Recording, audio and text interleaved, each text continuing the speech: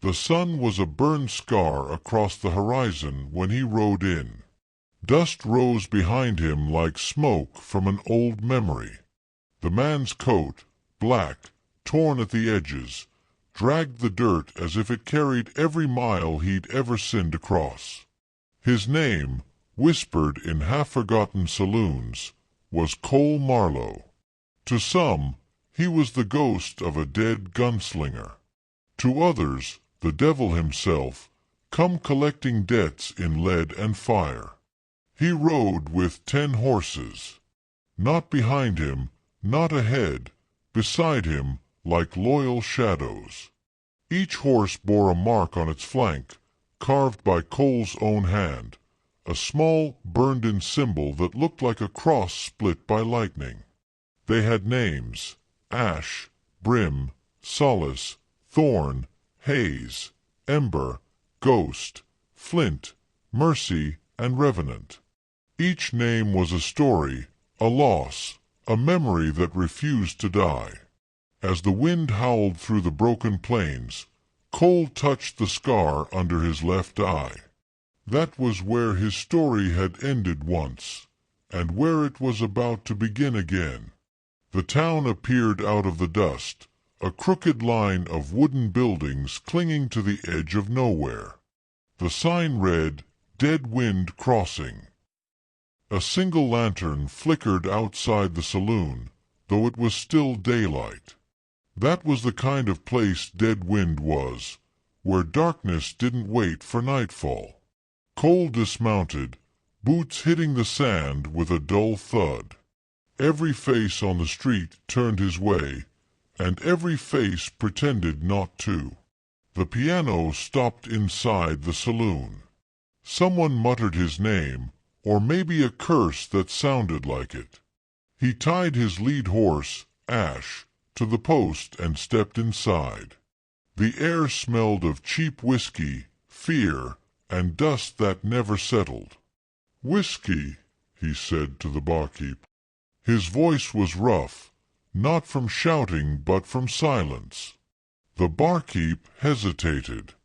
"Ain't seen you round here, stranger." "You have," Cole said.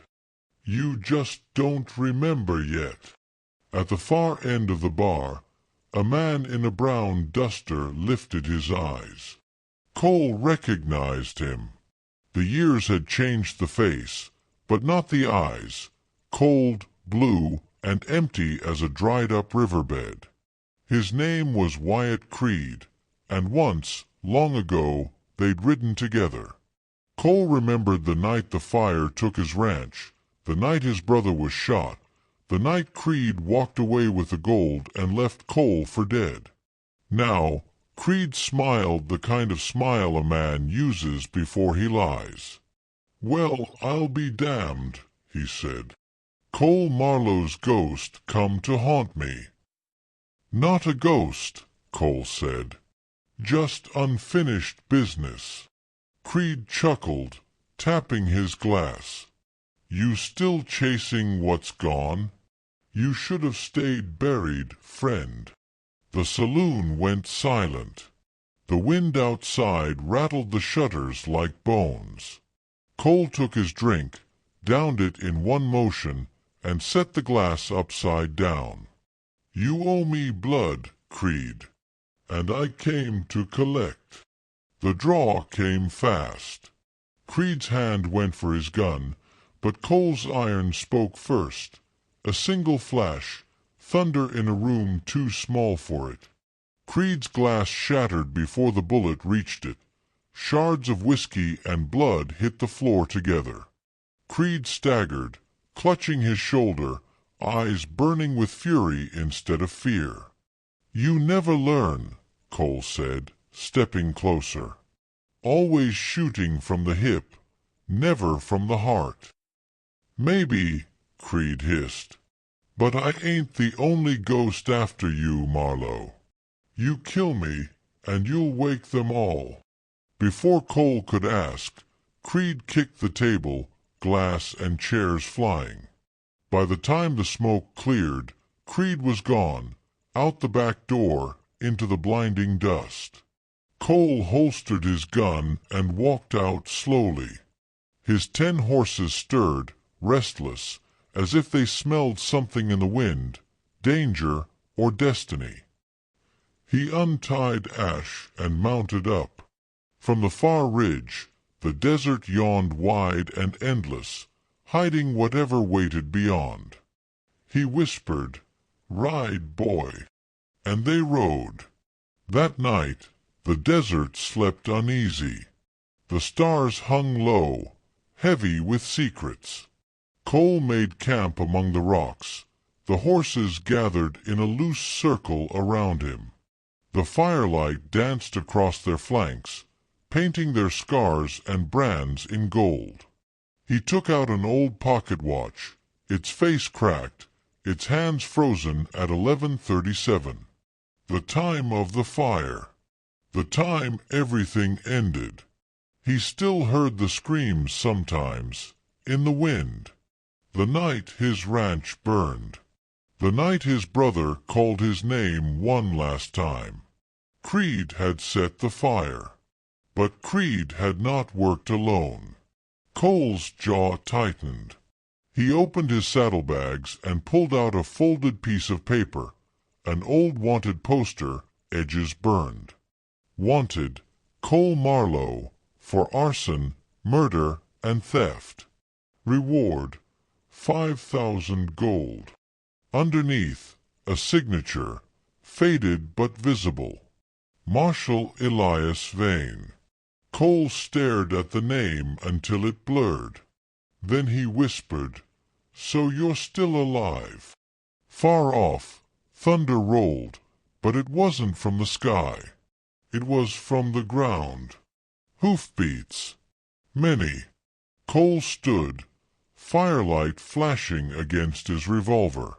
10 shadows moved on the horizon, riders, not his own, coming fast. He counted the rhythm. 6 horses. 7. No, 8. 8 riders, black coats, guns ready. The marshals. They'd found him again. Cole looked at his horses. Ash stamped the dirt, ears back, waiting for the command. The others followed his lead. Cole smiled, a small, dangerous smile. "Guess the night ain't done yet." He pulled his hat low, kicked sand over the fire, and mounted up. As he rode out to meet the riders, the desert exploded with the sound of war, gunfire flashing like lightning, hooves pounding like thunder. When the smoke cleared, only one man was still breathing. Cole Marlowe. And behind him, 10 horses waiting in silence. He spat the blood from his mouth and looked east, where the first light of dawn was breaking. "Creed was right," he muttered. "The ghosts are coming." Then he rode into the sunrise, leaving only dust and 10 shadows behind. The dawn came slow, bleeding over the desert like an open wound. Cole Marlowe rode east, the 10 horses behind him fanning out like a living storm. Each hoofbeat drummed against the land as if the earth itself remembered the sins they carried. Ash led the pack, mane torn by wind, eyes sharp as shattered glass. The horses weren't just beasts, they were memories made flesh. Each one had a story, a scar, a name that meant something to Cole. Mercy had belonged to his brother, Thomas, the gentle one.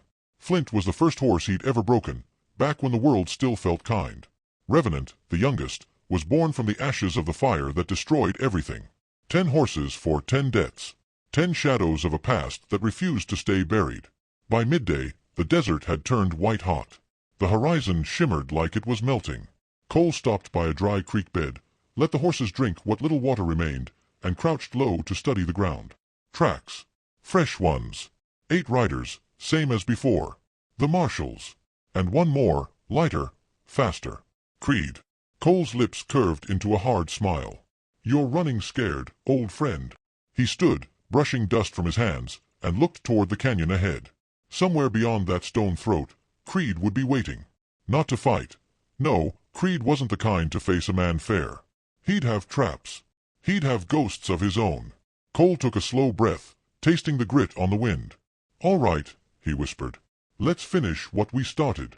The canyon was called Hollow Spine, a maze of red rock and shadows. The locals said it was haunted, that the dead never stopped riding there. Maybe that was true, Cole thought. He'd seen enough death to believe it. As he rode into the canyon, the sound changed. Every hoofbeat echoed twice, once in the air and once in the bones of the mountain. The silence was alive, watching, waiting. Then he saw it. A campfire. Fresh smoke. A man standing beside it, coat flapping like a flag of surrender. "Wyatt Creed. You got nerve showing up here," Cole said, voice low, calm as thunder before the break. Creed turned, smirking. "You followed me, didn't you? Good. Saves me the trouble of finding you." "Last I checked," Cole said, "you were the one running." "I was leading you," Creed said. "Straight to him." Cole froze. "Him who?" Creed tilted his head. "Marshal Elias Vane. He's alive, and he's got plans for you, old friend." The name hit like a bullet. Vane. The man who'd sworn to uphold justice, who'd worn the badge like armor, and who'd framed Cole for murder and arson before vanishing into legend. Cole's jaw tightened. "Where is he?" Creed grinned, teeth yellow as dust. "Waiting. Same place he's always been. The outpost." Cole had heard of the outpost, a forgotten fort at the edge of the Deadwind Plains. No law, no mercy, no sunrise that lasted long. It was where lost souls went to disappear. But before he could speak, the wind shifted, and with it came the sound of horses. Many horses. From the canyon walls, riders emerged, black coats, silver badges catching the light. "The marshals." "Thought you'd never catch up," Creed said, stepping back. "He paid me good to bring you here, Cole. Said the desert ain't big enough for two ghosts." Cole's hand hovered over his revolver. "You should have shot me when you had the chance." "Oh, I plan to," Creed said. "But not before they do." The first shot cracked the silence in half. Rock exploded near Cole's head. He dropped behind a boulder, eyes scanning, counting, 1, 2, 3, 8 marshals, all with rifles. He drew and fired twice. 2 flashes, 2 screams. Dust turned red. Creed ducked behind his horse, yelling orders. "Don't kill him yet. The marshal wants him alive." Cole smiled grimly. "He'll be disappointed." He moved fast, faster than a man his age should. Years of running, surviving, killing, it had turned him into something else, something the desert itself had shaped. His horses waited beyond the rocks, restless, as if sensing his heartbeat. Ash neighed sharply. Cole whistled once, low and sharp. The horses charged. 10 thunderclaps. The canyon filled with chaos, dust and screaming, hooves slamming into men, rifles dropping, gunfire flashing like lightning in a bottle. Cole moved with them, his revolvers emptying in rhythm with their gallop. When it was over, silence returned, heavy, final. Smoke curled upward like ghosts leaving the earth. Creed lay on the ground, leg bleeding, face pale. Cole walked over, reloading slowly. "You always did choose the wrong side, Wyatt." Creed coughed blood. You think you're righteous, huh? You're just another killer wearing guilt like a badge." "Maybe," Cole said. "But I don't sell my soul for gold." Creed laughed weakly. "You already did. You just don't remember." Cole frowned. "What?" "Vane didn't frame you," Creed whispered. "He saved you. You think that fire, your ranch, it was revenge? No, Cole. It was you. You set it. You burned it all." Cole froze. The words hit harder than bullets. "You're lying." Creed smiled one last time. "Then why do you wake up smelling smoke?" Cole raised his gun. "Because I live in hell." The shot echoed across the canyon, and Creed's body went still. The wind howled again, carrying the smell of death and burned powder. Cole stood there for a long time, staring at the ground, at nothing. Then he turned to his horses. He touched Mercy's mane. He was lying, he told her. He had to be. But deep inside, something stirred. A memory. The fire. His brother's voice. The taste of smoke in his mouth, and the weight of a torch in his hand. No. He refused to believe it. He mounted Ash and looked toward the horizon. The outpost was waiting, and somewhere in its black heart, Marshal Elias Vane held the truth. Whether it was salvation or damnation, Cole meant to find it. By nightfall, Cole reached the edge of the Deadwind Plains. The world turned silver under the moon, endless dunes stretching like the back of a sleeping beast. In the distance, he could see the faint glow of torches, the outpost. He stopped there, letting the horses rest. The air was colder here, sharp and cruel. He could almost hear voices whispering through the wind, names, faces, the dead he'd left behind. He took out his pocket watch again. 11:37. Still frozen. Still mocking him. He whispered to the dark, "If I did it, if I burned them, then why am I still breathing?" No answer came, just the sound of hooves behind him. Cole turned fast, gun drawn, but it wasn't an enemy. A woman stood in the moonlight, cloak fluttering. Her hair was silver white, her eyes too steady for a stranger. She held a rifle, but not aimed at him. "You ride like the dead," she said. "Name's Sable. You're Cole Marlowe." He nodded slowly. "Depends who's asking." "I rode with the marshals once," she said, "before I saw what Vane really was." "He's waiting for you, Cole. But you need to know something before you ride in." "Talk fast." "The fire that night, it wasn't just your ranch. It was the entire settlement. Vane called it purification. He said you'd help him. You did." Cole's grip tightened. "You're saying I killed my own brother." "I'm saying Vane made you think you didn't," she said. "He's been inside your head longer than you know." Cole looked away, the desert spinning under him. The moonlight cut across his face like a blade. "Then I'll burn that outpost myself and see if I remember." Sable nodded. "Then I'll ride with you."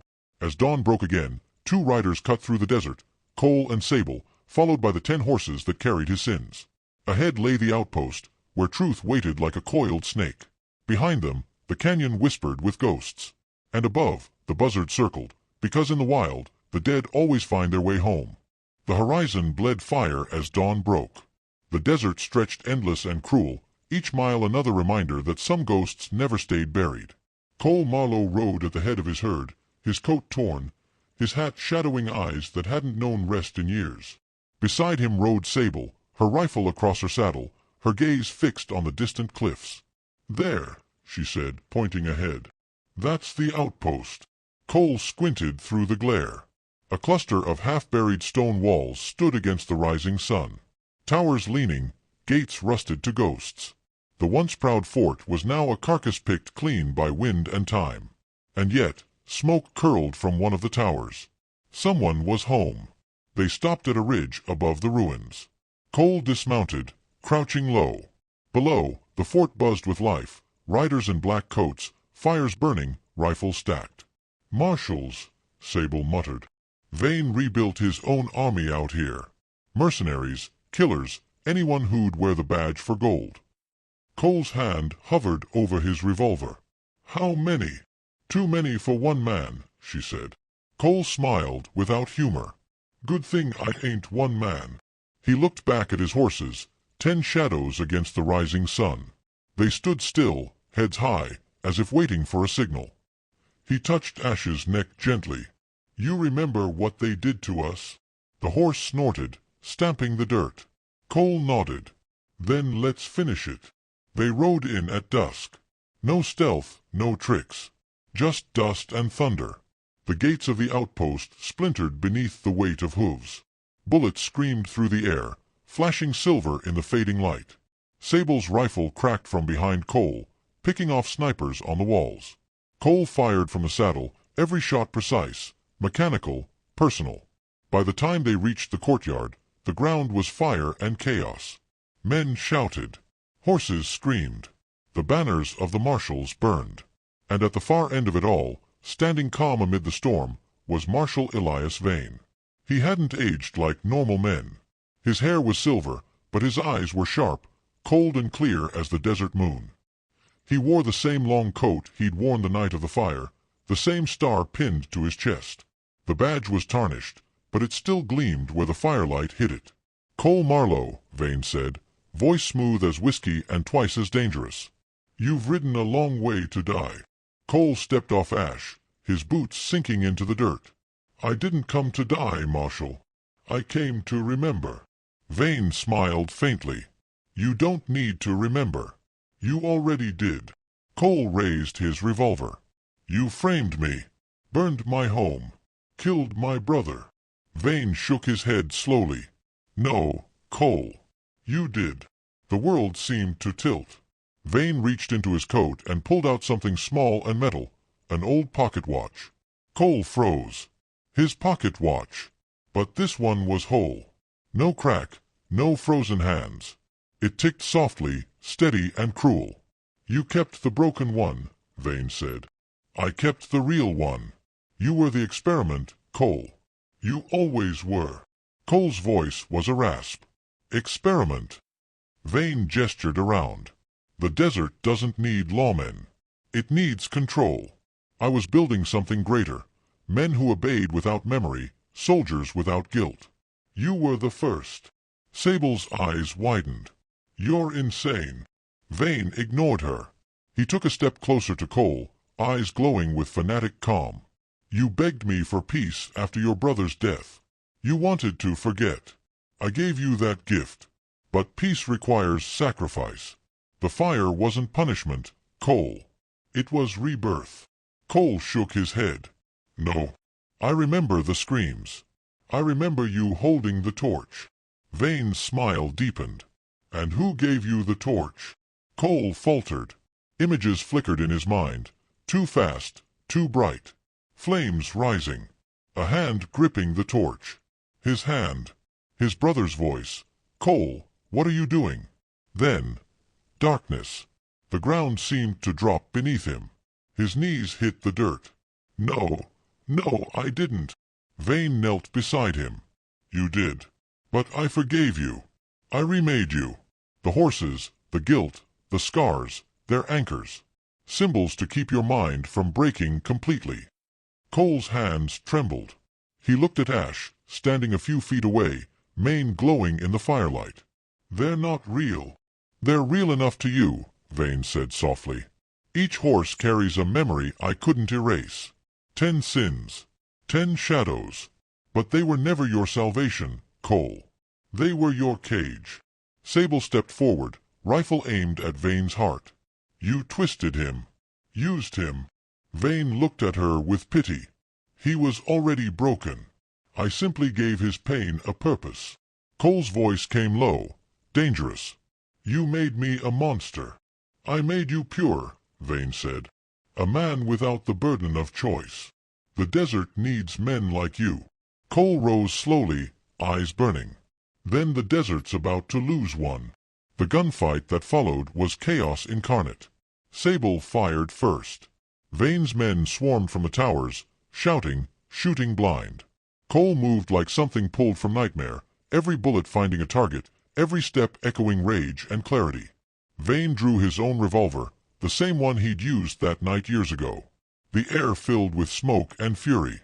Sable fell, grazed by a bullet, but rolled and fired back. Cole pushed through the smoke, face bloodied, eyes unblinking. "You call this purity?" Vane fired. The bullet tore through Cole's shoulder. He stumbled, fell to one knee. Vane approached, revolver raised, voice calm. "This is mercy." Cole smiled, a ghost of one. "Then I'll return the favor." He raised his gun and fired once. The bullet struck Vane square in the chest. The marshal staggered, dropped his revolver, looked almost surprised. "You can't kill what you are," he gasped. Cole fired again. "Watch me." Vane fell, his star catching the light one last time before it disappeared in the dust. Silence fell. The outpost burned. Sable limped over, clutching her side. "You all right?" Cole looked down at his hand, at the blood, the smoke, the trembling. "I don't know what I am anymore." Sable touched his arm gently. "Then start by being free." Behind them, the 10 horses stood still, watching. Their eyes glowed faintly in the firelight, almost human. Cole walked to Ash, resting his hand on the horse's muzzle. "If they were my cage," he whispered, "then maybe it's time to open the gate." He unstrapped the reins and let them fall. One by one, the horses began to move, slowly at first, then faster, until the desert swallowed them whole. No noise, no dust, just freedom. Cole watched until the last shadow vanished. Then he turned to Sable. "There's nothing left to fight for." She shook her head. "There's always something left." They left the outpost before dawn. Behind them, the ruins burned, the sky painted with smoke and sunrise. Cole didn't look back. For the first time in years, the watch in his hand ticked again. 11:38. 1 minute past the fire. 1 minute into something new. That night, they camped by a shallow river, the stars sharp and close. Sable slept by the fire. Cole sat awake, listening to the wind. He whispered into the dark, not to the horses, not to the dead, but to himself. "My name is Cole Marlowe. I burned the world once, but I ain't done living in it." The wind answered, soft and steady. Somewhere out in the distance, a lone horse neighed, a familiar sound. Maybe the shadows never really left. Maybe they were finally free. The desert had changed. Where once the sand burned red with fire and gunpowder, it now lay still under a quiet sky. The ashes of the outpost smoldered far behind, a dark smear on the horizon. The wind had carried away the sound of battle, but not the memory. Cole Marlowe rode in silence. His coat was torn, his arm bound, his eyes shadowed by more than pain. Every breath hurt, but he welcomed it. Pain meant he was still alive, and for the first time that mattered. Beside him rode Sable, her silver hair flashing in the dawn. The desert light softened the lines of her face, but not the weight in her gaze. She had seen too much, same as him. "You could have stayed," she said quietly. "No one would have blamed you." Cole shook his head. "I can't stay in a grave I built." Sable looked at him for a moment, then nodded. "Then where will you go?" "Where the wind takes me," he said. "Always has." By noon, they reached the ridge above a dry valley, a place that once might have been a river. Now it was cracked earth and silence. But Cole's eyes caught something moving below. 10 figures. 10 horses. His horses. They moved together across the plain, untethered, wild. The sun lit their backs like fire on water. Sable whispered, "I thought you set them free." "I did," Cole said softly. "Guess they weren't done with me yet." He dismounted slowly, limping down the slope. The herd turned as one when he reached the bottom. Ash came first, the leader the first and last of them. The stallion's breath steamed in the hot air. Cole reached out, his hand trembling. "You came back." The horse pressed its head against his shoulder, a weight that felt like forgiveness. Sable watched from above, eyes glistening. "They're not ghosts," she said. "They're a part of you." Cole nodded slowly. "Then maybe I ain't as broken as I thought." That night, they made camp in the valley. The horses circled the fire like guardians. Cole sat quiet, sharpening his revolver, though he had no intention of using it again. Sable stirred the embers. "You ever think about stopping? Just letting it end?" Cole stared into the flames. "Every day. But the world don't end just 'cause you're tired of it. You keep riding till the road runs out." Sable smiled faintly. "Then what happens when it does?" He looked up at the stars, scattered across the sky like bullet holes in black velvet. "Then you make peace with the ride." At dawn, they found the rider. A lone figure slumped over his horse, coming from the west.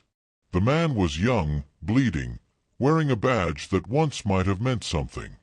When they pulled him down, he whispered through cracked lips, "They're coming." "Who?" Cole asked. "The last of Vane's men. They're hunting anyone who rode with him. They'll kill you too." Cole sighed. "Of course they are." Sable loaded her rifle. "Then we run." Cole shook his head. "No. We end it here." By midday, the dust cloud appeared on the horizon. A dozen riders, black coats whipping in the wind, rifles glinting like teeth. Cole stood in the open, coat flapping, gun at his side. The 10 horses stood behind him, silent, unflinching. Sable crouched on the ridge above, rifle ready. "You sure about this?" she called. Cole's voice was calm. "A man's got to stop running sometime." The riders came fast, hooves pounding like thunder over bones. Cole drew his revolver and whispered, "For Thomas." The world exploded. Gunfire split the air. Dust and fire turned the sky to storm. Cole moved with a strange calm, each shot precise, each breath steady. The horses charged beside him, wild and fearless, cutting through the enemy like living shadows. He could feel Ash's heartbeat beneath the thunder, the pulse of something eternal, not revenge, not rage, but release. One by one, the riders fell. When the smoke cleared, the plain was quiet again. Cole stood alone. Blood ran down his arm. His revolver hung empty. Sable ran to him, sliding off her horse. "Cole, you're hit." He smiled weakly. "Just the road catching up." She pressed a hand to his wound. "You'll make it." He shook his head slowly. "No, I won't." She froze, realizing. He looked past her, toward the horizon where the horses stood waiting. "Tell me something, Sable. You ever seen a man die happy?" She swallowed hard. "No." "Then you're about to." He stepped away from her, walking toward Ash. The horse lowered its head, eyes soft and dark. Cole placed a hand on its neck. "You carried me farther than I deserved." He took off his hat, set it on the saddle, and looked up at the sky, blue and endless and wild. Sable's voice broke. "Don't you go yet, Cole." He turned, smiling. "I ain't going nowhere. I'm just riding on." Then he swung into the saddle one last time. The herd stirred, circling him, dust rising like smoke. Cole raised a hand in farewell. "Ride easy, Sable." And then he kicked Ash into motion. The horses thundered across the valley, their shadows stretching long and thin in the golden light. Cole rode at the center, steady and still, until the dust swallowed them all. When it cleared, the plain was empty. Only the wind remained. Days later, travelers found Sable alone by the ashes of a campfire. She wore Cole's hat and carried his broken watch, still ticking at 11:38. When they asked what happened, she smiled faintly and said, "He finally made peace with the ride." And somewhere out there, in the wild, endless dust of the West, 10 horses still ran under the burning sky. Some said they'd seen a rider among them, shadow and light together, never slowing, never looking back. Maybe it was legend. Maybe it was redemption. Maybe it was Cole Marlowe, the outlaw who rode with his ghosts until they finally let him go.